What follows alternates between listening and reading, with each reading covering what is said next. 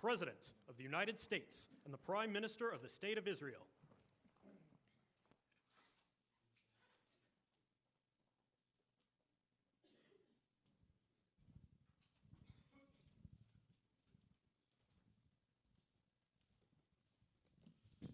Thank you very much, everybody.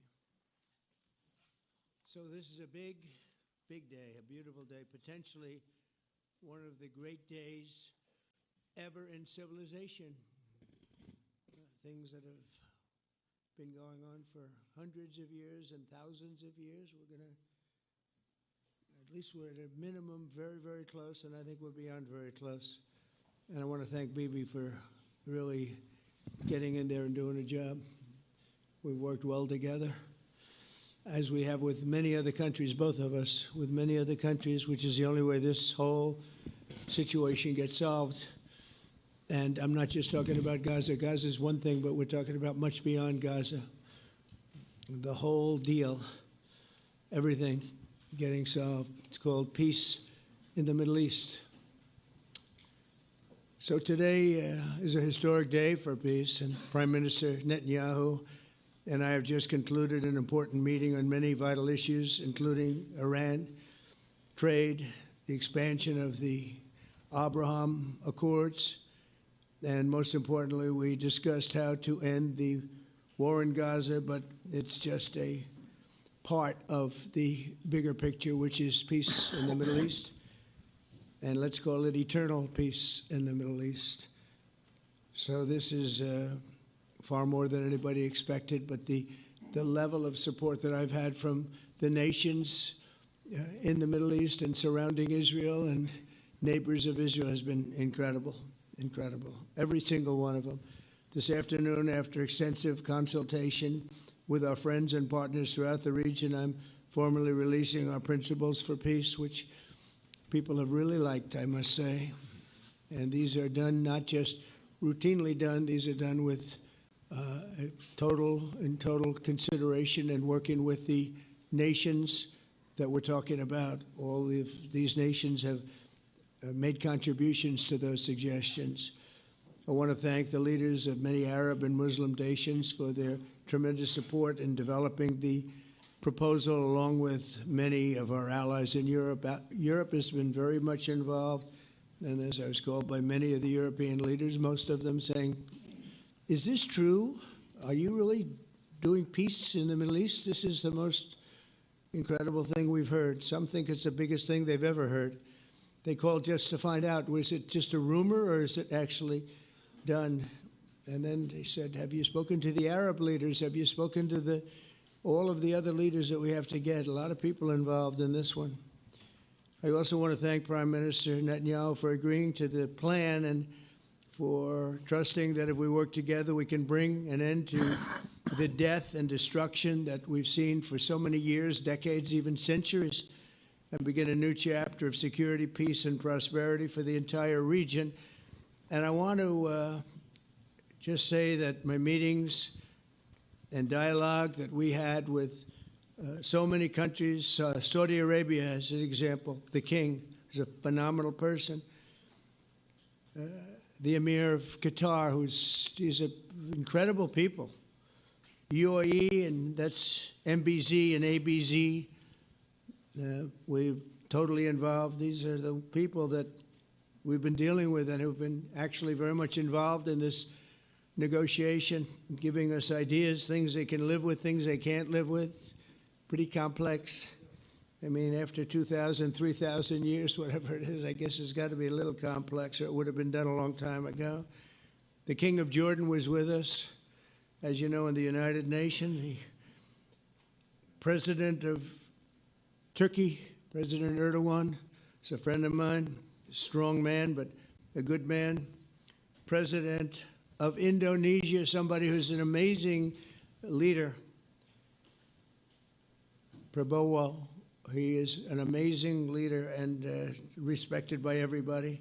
He was in the room with us. We were together with most of these people that I'm mentioning. Others were by phone or the next day.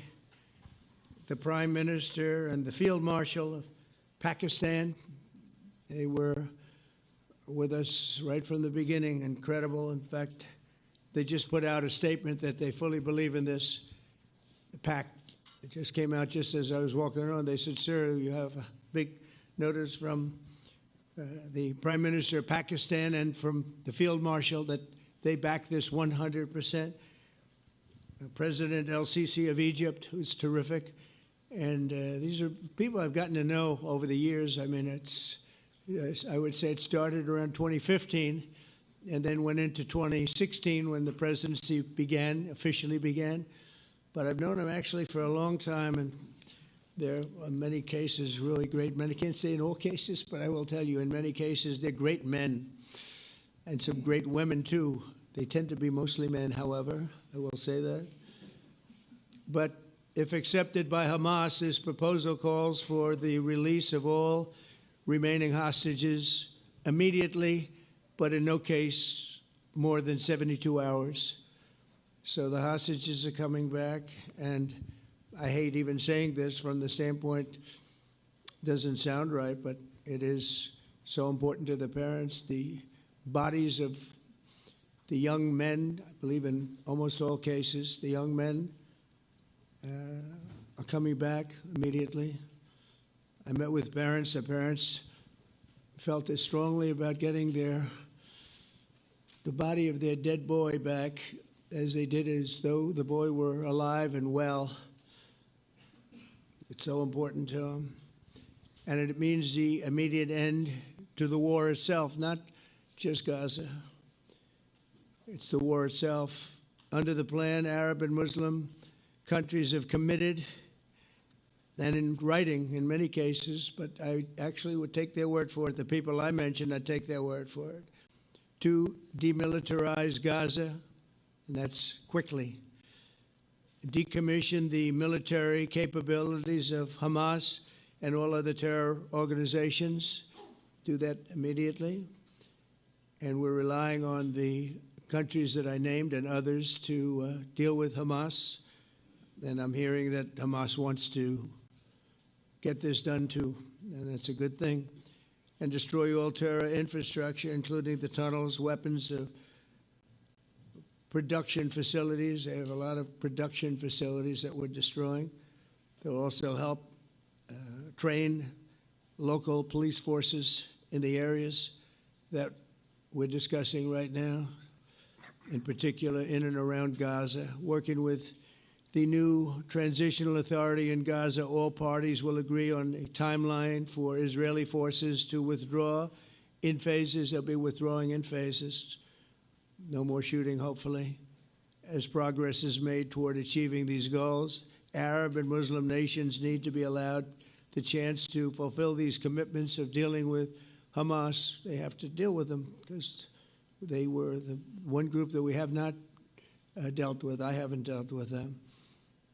But the Arab countries are going to, and Muslim countries are going to be dealing with Hamas, and I believe they've already been there. I think they probably have an understanding, and they haven't maybe mentioned that, but I would imagine they do, otherwise they wouldn't have gone as far as they've gone. If they're unable to do so, then Israel would have the absolute right and actually our full backing, the U.S. full backing. Marco's here, and a lot of our leaders are here, our great Vice President, Susie Wiles, Steve Witkoff, Jared Kushner. They've been so involved in this process. I don't think anybody else could have done it or even come close. But it's we're right there. We're right there. First time in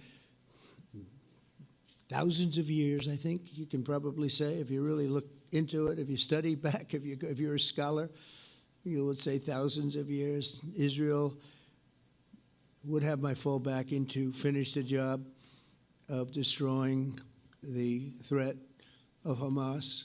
But I hope that we're going to have a deal for peace. And if Hamas rejects the deal, which is always possible, they're the only one left. Everyone else has accepted it. But I have a feeling that we're going to have a positive answer. But if not, as you know, Bibi, you'd have our full backing to do what you would have to do. Everyone understands that the ultimate result must be the elimination of any danger posed in the region, and the danger is caused by Hamas. The tyranny of terror has to end, and this is, again, something that we're looking for. This is eternity. This is for forever. To ensure the success of this effort, my plan calls for the creation of a new international oversight body, the Board of Peace, we call it, the Board of Peace, sort of a beautiful name, the Board of Peace, which will be headed, not at my request, believe me, I'm very busy, but we have to make sure this works. The leaders of the Arab world and Israel and everybody involved asked me to do this, so it would be headed by a gentleman known as President Donald J. Trump of the United States. That's what I want, is some extra work to do, but it's so important that I'm willing to do it, and we'll do it right, and we're going to put leaders from other countries on, and leaders that are very distinguished leaders, and we'll have a board, and one of the people that wants to be on the board is the UK former Prime Minister, Tony Blair, good man, very good man, and some others, and they'll be named over the next few days, and it'll be quite the board. Working, everybody wants to be on it now. I don't know if that had anything to do. They named me and everybody else wanted to be on it. I guess they figure, well, he's a soft touch. He'll be easy to deal with. Working with the World Bank and others, it will be responsible for recruiting and training a new government that will be made up of Palestinians along with highly qualified experts from all around the world. Hamas and other terrorist factions will play no role in the board, but they'll play no role in the governance of Gaza at all, directly or indirectly. As you know, thousands of Hamas leaders have been killed and soldiers have been killed. And we can never forget October 7th, but thousands have paid the price for that. And now it's time to get our hostages back and get back to trying to build something that's really great and very important. In our meeting today, Prime Minister Netanyahu was very clear about his opposition to a Palestinian state. And he continuously mentions October 7th, and I understand that. Most people do. And I understand and respect his position on many things, but what he's doing today is so good for Israel.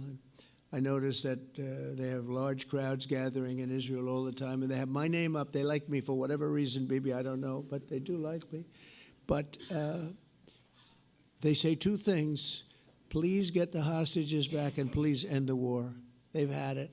It's had it. So I think it's a very popular thing you do, because he's a warrior. He doesn't know about getting back to a normal way of life, but he is a warrior, and Israel's lucky to have him.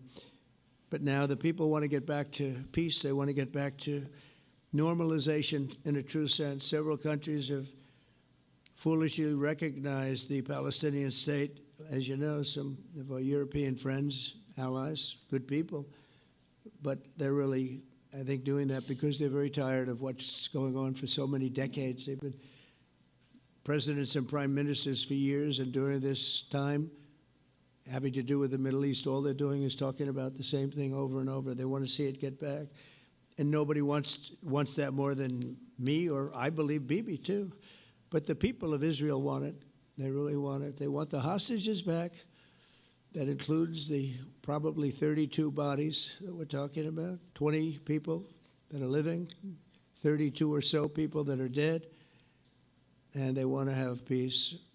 So let us not forget how we got here. Hamas was elected by the Palestinian people. Israel withdrew from Gaza thinking they would live in peace. Remember that a long time ago? They withdrew. They said, you take it. This is our contribution to peace. But that didn't work out. That didn't work out. It was the opposite of peace. They pulled away. They let them have it. And I never forgot that, because I said, that doesn't sound like a good deal to me. As a real estate person, I mean, they gave up the ocean, right? Ron, they gave up the ocean. They said, who would do this deal? And it still didn't work out. They were very generous, actually. And they gave up the most magnificent piece of land in many ways in the Middle East, and they said, all we want to do now is have peace, and that request was not honored. Instead of building a better life for the Palestinians, Hamas diverted resources to build over 400 miles of tunnels and terror infrastructure, rocket production facilities, and hid their military command posts and launch sites in hospitals, schools, and mosques. So if you went after them, you'd be after them, and you wouldn't even realize you ended up knocking out a hospital or school or a mosque. A terrible thing, terrible, terrible way to have to fight. No fight is good, but that's a real bad one. So there are many Palestinians who wish to live in peace. Many, many, many. I've seen so many of them, and they have support. And I challenge the Palestinians to take responsibility for their destiny, because that's what we're giving them. We're giving them responsibility for their destiny, fully condemn and prohibit terrorism and earn their way to a brighter future. They don't want the life that they've had. They've had a rough life with Hamas. If the Palestinian Authority does not complete the reforms that I laid out in my vision for peace in 2020, they'll have only themselves to blame. We're giving them an amazing footprint, and they have amazing support from the leaders of the Arab world and the Muslim world, the great leaders. These are great leaders. These are unbelievable leaders that have built great countries and very wealthy countries. What the future holds for the Palestinians, no one really knows, but the plan that we put forward today is focused on ending the war immediately, getting all of our hostages back, getting everything back. Hard to believe when you even say it, and creating conditions for durable Israeli security and Palestinian success. Israeli security is going to be involved. We're going to help you. We'll be there with you in terms of helping with security. We want to make sure it works. We just want to make sure it works. There shouldn't be a shot fired. Now, there will be, I guess, because that's the way it seems to be, but there shouldn't have to be within a few days. There shouldn't have to be a shot fired. Maybe for eternity. Wouldn't that be nice? I hope it's true. I can tell you the leadership of that region feels that there's a good chance of it being true. So this will lead to this agreement that we're talking about will lead to a sustainable long-term peace. No president in history has been a greater friend of the state of Israel than I have, in addition to negotiating the Abraham Accords. I like to say it that way because the real people, that's what they call Abraham. I would say Abraham, but it's so much nicer when you say Abraham. So much more elegant. But the Abraham Accords, they're amazing. Jared, you did that along with your group of geniuses, and nobody thought that could be done. We have 4 countries, and Sleepy Joe Biden didn't do a thing. He didn't even know what the hell they were. He should have had them full up. But I think this will also lead to packing them. And who knows, maybe even Iran can get in there. I hope, we hope we're going to be able to get along with Iran. I think they're going to be open to it. I really believe that. But they could be a member. I long ago said, I'll bet you at some point Iran will be a member of the Accords. And little did I realize it was going to take this turn. That was some turn we did with the B-2s. But I think they might very well be there because it's a great thing for them economically. I recognize the eternal capital of Israel. I opened the American embassy in Jerusalem. That was something that everyone said would never be done, could never be done. Virtually every president for many, many years, for decades, would campaign on making Jerusalem the capital of Israel. They campaigned on it over and over. Is that right, Steve? Is that right?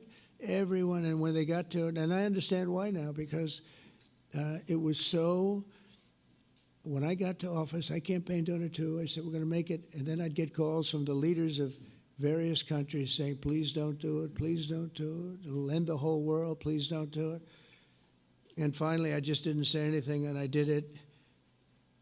People were calling me before I did it because they heard I was going to do it, and leaders of countries were calling me, and I think it was on a Thursday that I did it, and they'd call me Monday, Tuesday, Wednesday, 3-4 times a day, and I said, tell them I'll call them back on Friday. And I announced it on Thursday, and I called them back, the biggest people in the world, and they said, "You've done it." I said, "Done what?" "You've made the capital of Israel, Jerusalem, and we wanted to talk yet." I wish you called me a little sooner. Maybe I could have done something about it. So that was a lot easier than getting into an argument, because I knew what they were calling about. And you know what? It turned out to be amazing. Everybody thought it was going to lead to the end of the world, right? The end of the world, Ron, that's what they said. It didn't lead to anything. It just led to something that I promised, and something that was very, very popular for Jewish people and a lot of other people too. I recognize Israeli sovereignty over the Golan Heights, and I cut taxpayer funding to the corrupt United Nations Relief and Works Agency. And United Nations was interesting because, as you know, a few days ago they introduced me. Ladies and gentlemen, the President of the United States. I'm looking at my teleprompter, and the thing was dead, stone cold, dead. The thing's up here. I have a long, beautiful speech to make. I'm back 30 feet back, and I'm saying, they're introducing me. There's nothing on my teleprompter. So, but I made a speech. I actually got good marks. You think Biden could have done that? I don't think so. I don't think he could have done that. I don't think too many people could have done it. But actually, it was actually more of a speech from my heart, if you want to know the truth. I think it was maybe better in certain ways because it was from the heart. It has to be from the heart, otherwise you're in big trouble. But I cut taxpayer funding for that very corrupt United Nations Relief and Works Agency, and nobody thought that would be done, and withdrew from the horrible Iran nuclear deal that was imposed upon Israel by Barack Hussein Obama and Biden. And I don't think Biden knew anything about it, though. I don't think he knows anything about it now, actually, if you ask him. He'd say, "What is that?" And we obliterated Iran's nuclear enrichment capacity, making it impossible for them to have a nuclear weapon, which they would have had probably in about 2 months from that. But I've never asked Israel to compromise its security, but we had big, strong talk. Nobody's been better to Israel. No president's been better to Israel than Donald Trump. But we had a long, strong talk, Bibi and I, and he understands it's time. It's time. History has shown, and the people of Israel want it. And the people of the Middle East want it. The people of enemies of Israel want it, but they don't have really too many enemies right now. And you know what? Many countries have gained great respect for Israel, for the way they fight, for the job they do, including me. I had respect anyway, but they gained respect. History has shown us that those who have relations with Israel have thrived, while those who have devoted resources and attention toward the destruction and even annihilation of Israel have languished. They haven't done well. Israel is not going anywhere. They're going to coexist with other people and countries in the region, from Syria to Lebanon to Saudi Arabia. The promise of a new Middle East is so clearly within our reach. This is the closest we've ever come to real peace, not fake peace, not political fool's peace. If we can get this difficult problem solved, the opportunities for all within that vast region of this world, it's a vast region, it's unlimited.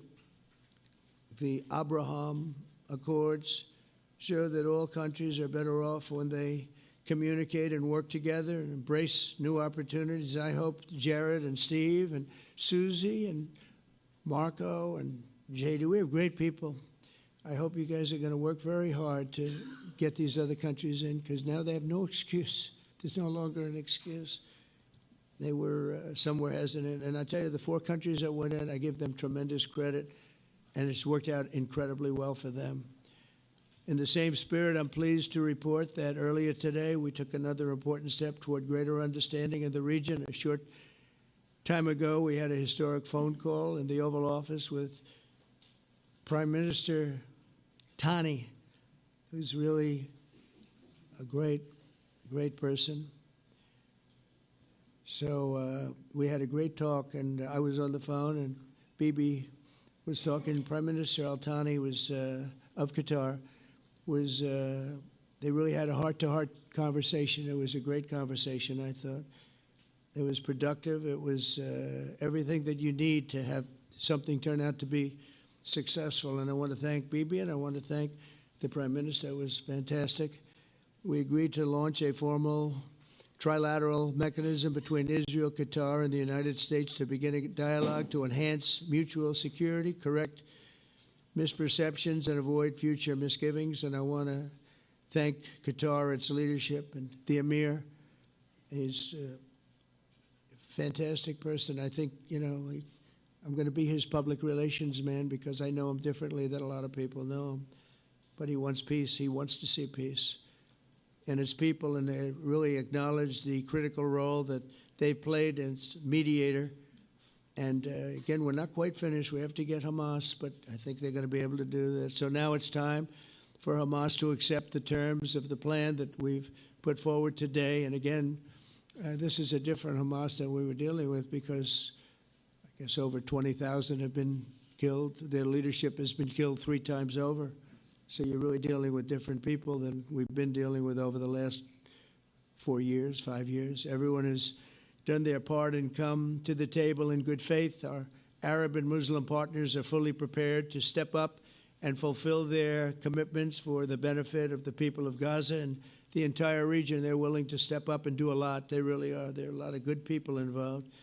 Everybody who wants to see an end to the violence and destruction should be united in calling for Hamas to accept the extremely fair proposal so that we can end the war and get us back our hostages right now and have everlasting peace.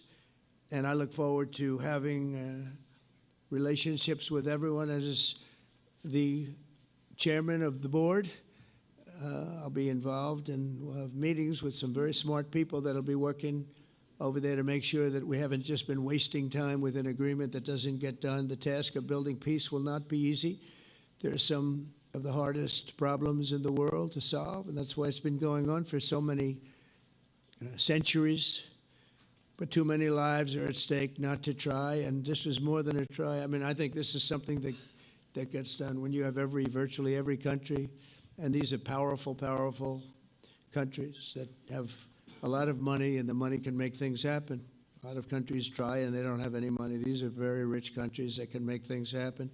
So together we'll forge a much safer and more hopeful future for everybody, including Israel. And I want to thank Prime Minister Netanyahu for his partnership. And I want to thank all of the leaders, the kings and the emirs and the presidents and prime ministers, people I mentioned. And they've been absolutely fantastic to work with. And it's just happened very quickly. It's happened from a couple of weeks before I had a couple of meetings, but a couple of weeks before we went to the United Nations, and we had some incredible meetings. It all came to place. It all took place, and everybody wanted to be a part of it. I don't have anybody that's saying we don't want anything to do with it. It's just the opposite. And I'll tell you, a couple of years ago, a year ago, I don't think we would have had this kind of participation, Mr. VP, right? I don't think we would have had. It's been amazing. The participation was 100%. Everybody wants to be a part of it. And everybody, those very strong countries, everybody wants it to work. So, Bibi, congratulations on this. I think this will be your crowning achievement, frankly. If this all works out, we think it will. It's going to be your crowning achievement. And I want to thank you very much for being here. Thank you. Please. Thank you. Thank you. Mr. President, first I want to thank you for graciously hosting me once again in the White House. And second, I want to thank you for your friendship and for your leadership. From Jerusalem to Tehran, from the Golan Heights to Gaza, you've proven time and again what I've said many times. You are the greatest friend that Israel has ever had in the White House. And Mr. President, you and I both know it's not even close. While you focus at home on making America great again, your leadership abroad is changing the world for the better, ending wars, and advancing peace.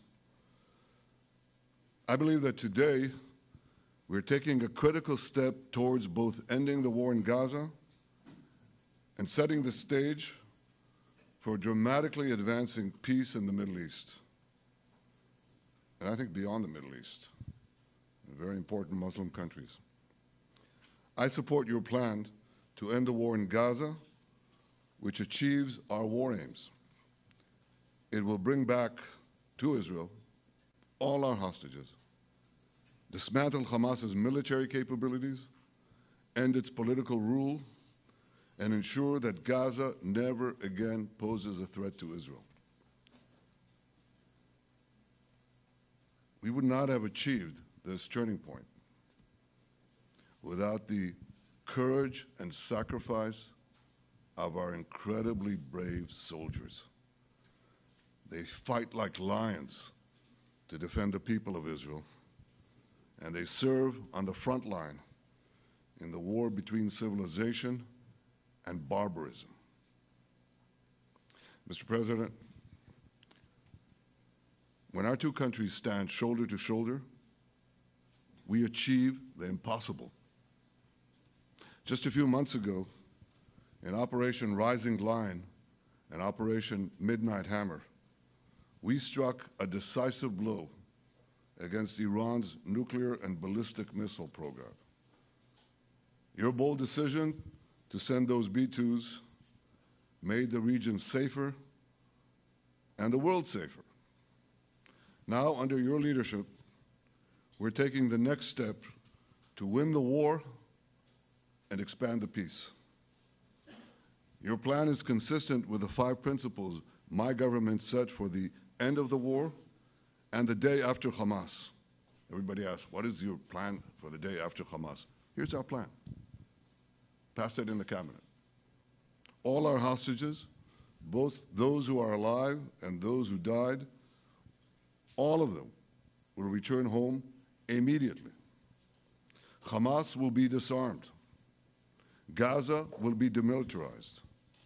Israel will retain security responsibility, including a security perimeter for the foreseeable future. And lastly, Gaza will have a peaceful civilian administration that is run neither by Hamas nor by the Palestinian Authority.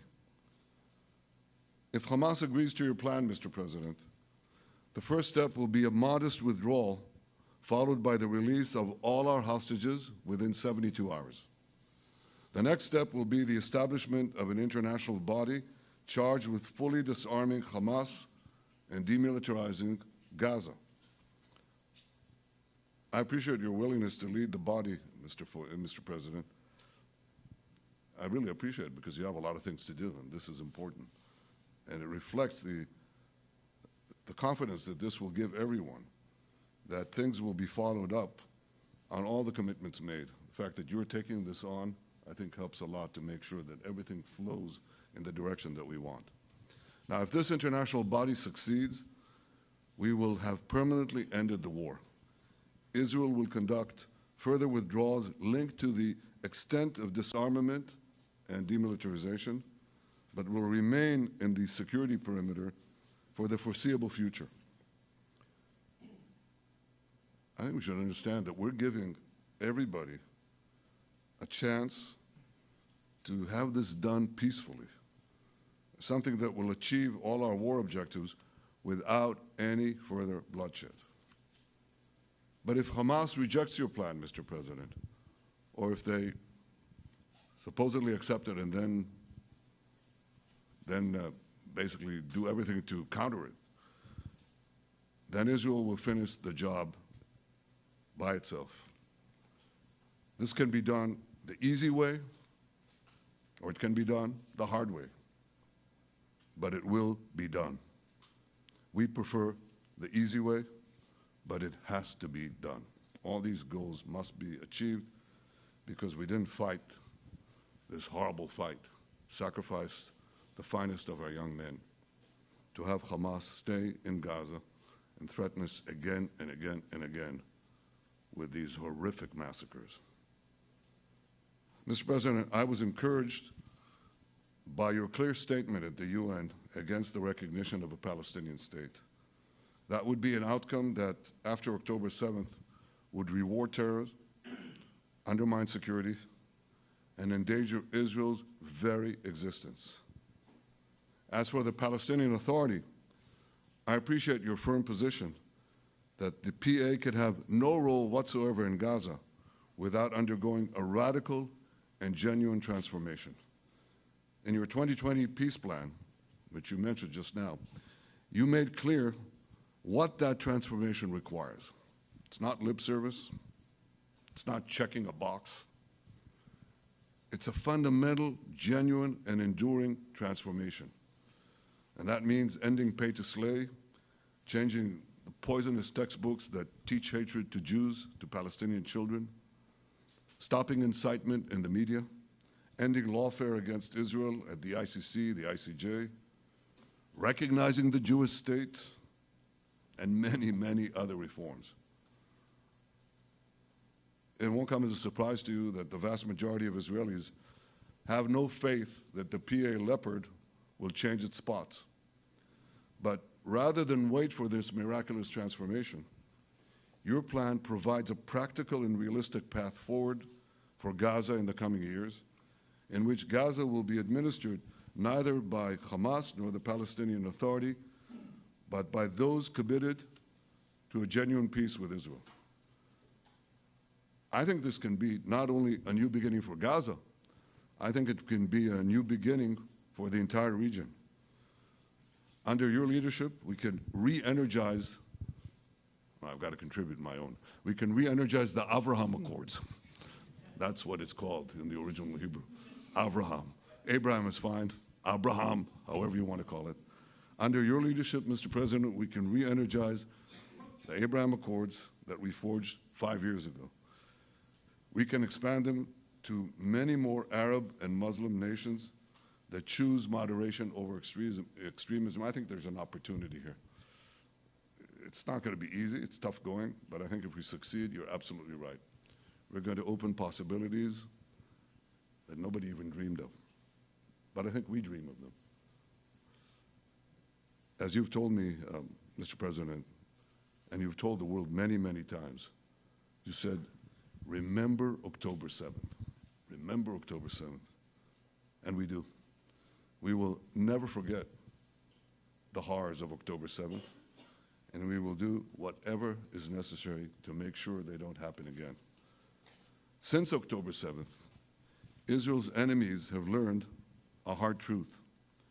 Those who attack us pay a heavy price, but those who partner with us advance progress and security for their peoples.